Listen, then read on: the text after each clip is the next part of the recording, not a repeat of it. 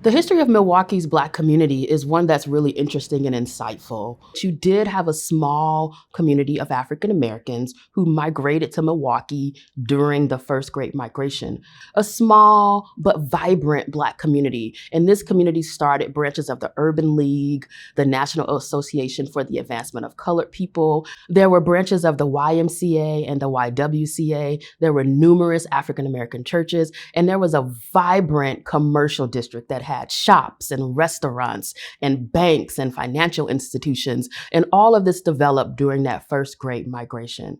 But the population of Black Milwaukeeans exploded after the second Great Migration, during the late Great Migration. During the second Great Migration, many African Americans moved to Milwaukee for the promise of industrial or manufacturing employment once they moved to Milwaukee.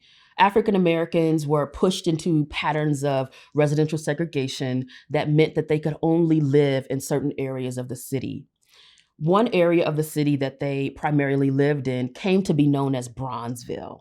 And like Chicago's Bronzeville, Milwaukee's Bronzeville was really self-sustaining in that it had its own businesses, it had its own churches, it had its own headquarters for community organizations, and it had its own social opportunities as well as leisure opportunities for African Americans, including bars, nightclubs, theaters, etc. So Milwaukee's Bronzeville was really the area primarily where African Americans settled. In Bronzeville, the central commercial district of the area was a street called Walnut Street. And up and down Walnut Street were the businesses, the organizations, the social activities, the restaurants, etc. What we know happens, which is similar to many cities across the Midwest, is that urban redevelopment, urban renewal destroys and devastates Bronzeville because of the construction of a federal highway. The construction of Highway 43, many homes and businesses are torn down